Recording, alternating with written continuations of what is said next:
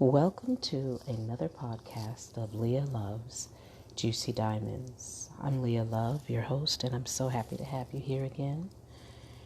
Here is all about juicy transformation, the nuts and bolts of transformation, the nitty gritty, the thoughts and feelings we hide from others are the very nuggets that can create the most powerful shifts in our lives.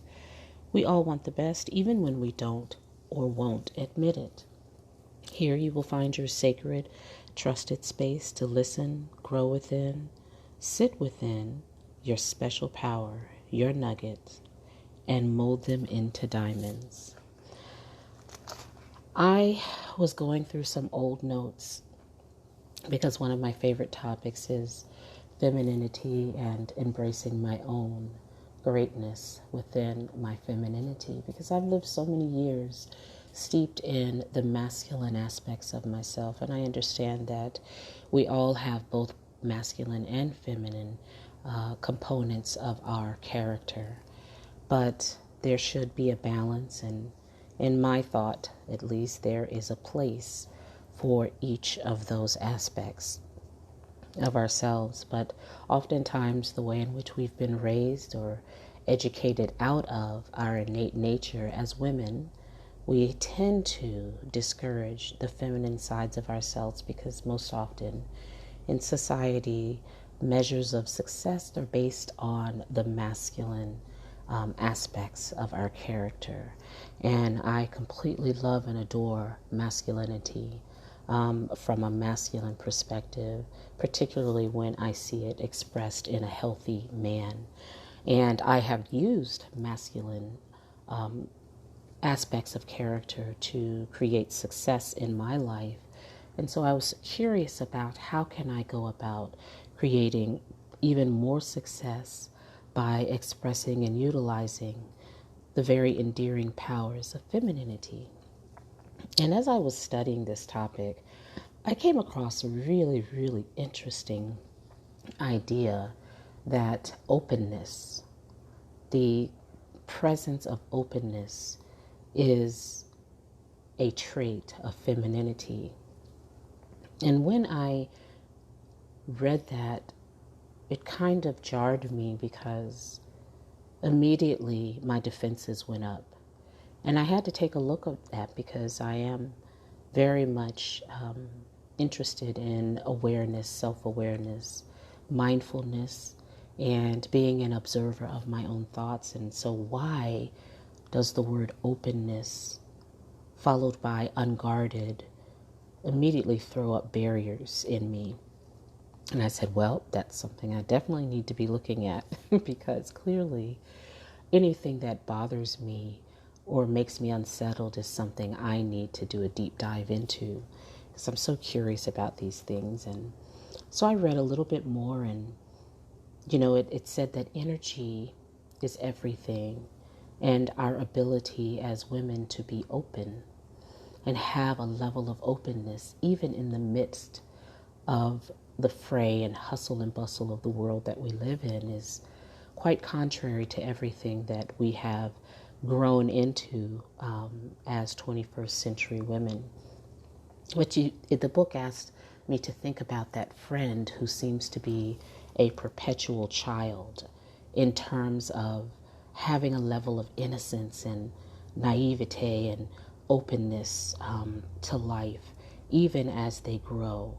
And there's a certain delightfulness about these type of people. Maybe you can think about somebody in your own life who just seems to be have a sense of wonder about them. They have managed to get through their decades of life unscathed, in the sense that they are not scarred and defensive, and their curiosities, to be sure.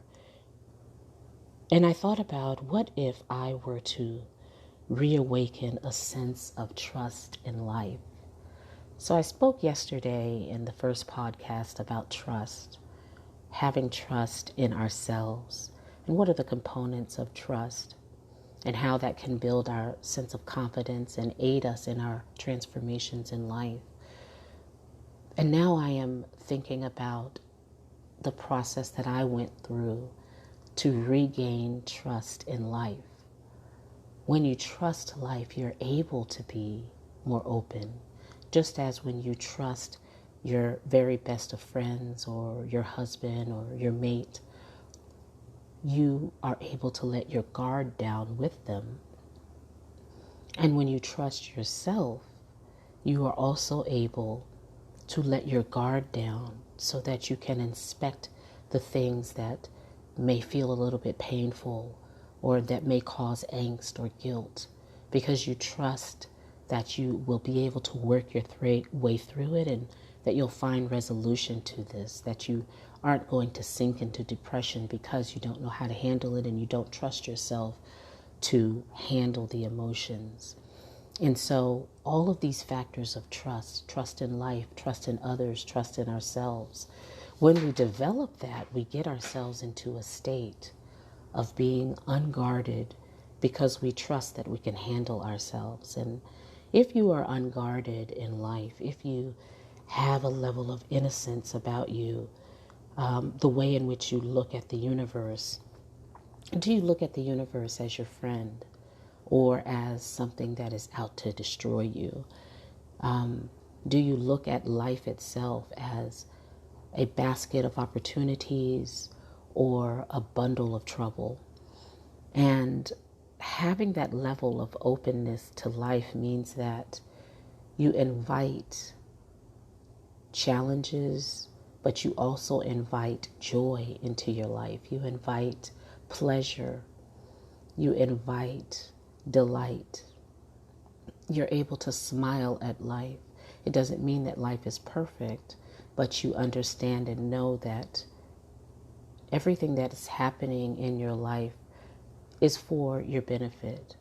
I know that I certainly had to make a huge transitional shift in my life, from the way that I used to live to the way in which I live now.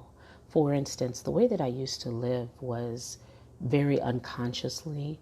And so I would be going about things, creating situations, entering into relationships in my life based on unconscious and unmet desires. But they were desires that I had not come to terms with. There were issues within myself that I had not brought into the light and inspected and dealt with. So I was acting out based on those unhandled emotions. And that got me into a lot of trouble. It got me into relationships that were very difficult, that were very painful.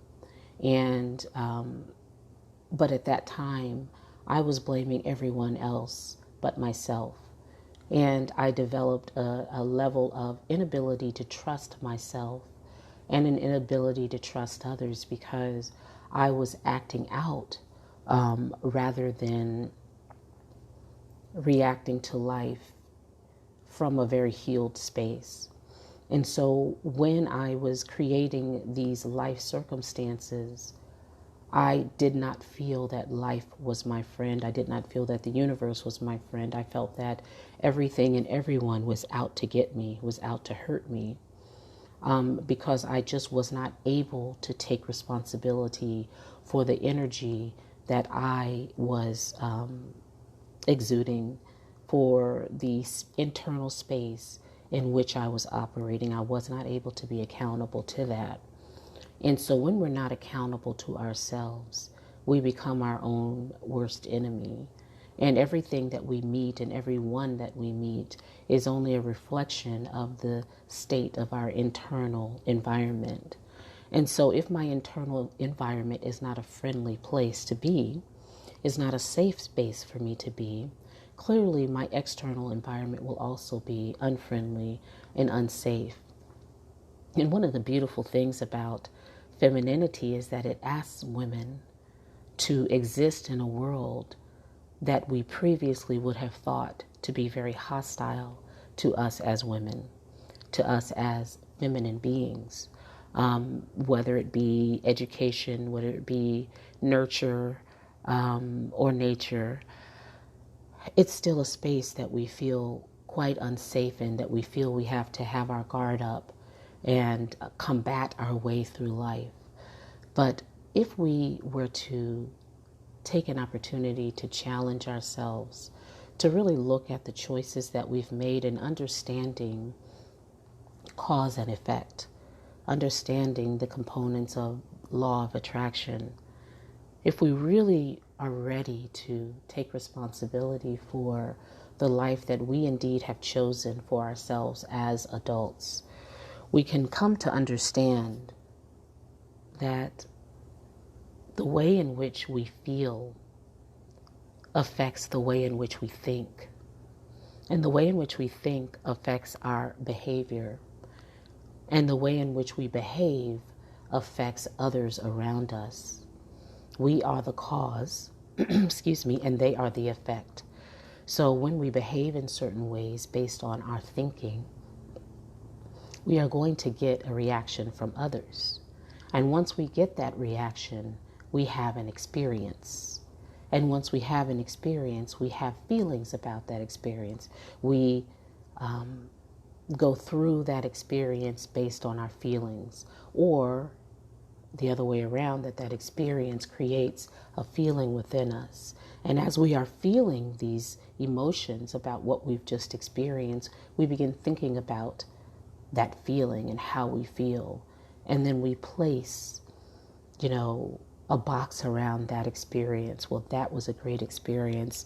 I'm feeling so good. I really enjoyed that. I laughed. I played. Or, well, that was an awful experience. That person was really rude to me, and I don't know why. And I'm feeling really angry right now. I'm disappointed. I'm frustrated. And so as we are thinking about that, we will begin to tie those same emotions to previous experiences in our life. And then we will make extrapolations of, see, this is why life sucks. Life is a horrible experience overall, and we're living in our past. We are bringing up past experiences that are similar, and we are tying them all together like a pretty string with very unpleasant ornaments hanging from them, and each of those ornaments are our experiences. And we begin to have a certain attitude towards life, and we have a certain attitude towards our experience, which creates a guarded sense within us that I have to guard myself from these experiences. But what if we were to begin to shift our inner emotions and focus inwards on what makes us happy?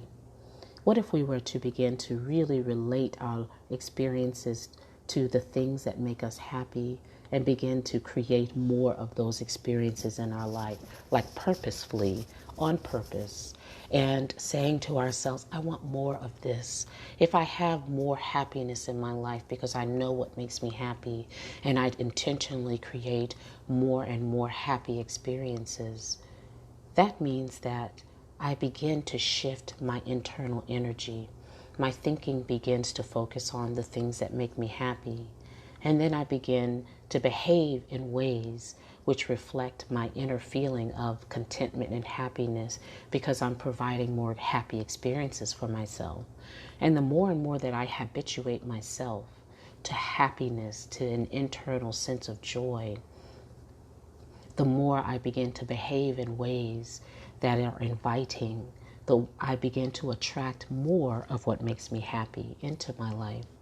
And as I do that, I notice a level of openness. I notice that I look for reasons to make me happy because I'm now addicted to contentment. I'm addicted to getting myself back into the status quo of contentment, even when something unexpected happens that knocks me off my game a bit, makes me a bit angry or frustrated. But I begin to practice how to get myself back into a state of equilibrium, which for me is a state of joy. And even as I speak about this, I notice my heart opens, my heart center. I feel like the windows of my soul are opening up, sunlight is coming in, and I'm feeling a sense of playfulness, a sense of joy. I'm wondering, even as I'm speaking, what am I going to go do right after I shut off this podcast to create joy? Maybe I'm going to go put on some makeup and My husband's coming home this morning from DC, so I want to meet him. I want to be pretty, smelling nice. I want to feel joy at hugging him and smiling at him. And then I'm going to do a few other things that bring me joy in my life. And I'm continuously looking for more joy. And as I do so, I'm open. I can be playful. I understand that I can trust myself to get through situations in a way that does not bring more harm to myself, in a way that does not allow me to harbor anger, harbor resentment, which then keeps me living in past situations that were similar and brought up more anger and resentment. But I am focused on the present tense. I am focused on the now, and I'm focused on future joy. And how do I get from here to that future joy? It's going to be through maintaining a lifestyle that allows me to be open, that allows me to be playful, that allows me to be childlike. And so I ask myself, as I would ask you, where is your child? Where is your inner child? The child of joy, the child before all of the things that you remember that hurt you. Where is that child? It's our duty to find our own child and steward that child into adulthood in a safe space within ourselves where that child can still be our child. You're still the little 2, 3, and 4-year-old bundle of joy that you've always been, but just kind of buried underneath that. So the way in which I ask myself every day is what I'll ask you today. Where is your child, my friend? Where is your child? Thank you so much for joining me for episode 2. I think I talk so much, my voice is running out. This is Leah Love. My website is leahloveonline.com, and I am a beautiful mind life coach. I also truly enjoy the subject of dating with purpose so that you can fulfill your dreams of finding the right partner and a blissful marriage. And so I do have a set of online video courses for dating with purpose, particularly in the online arena. And I also do life coaching, and you can find out more about me again at my website at leahloveonline.com. And I will see you next time. Bye-bye.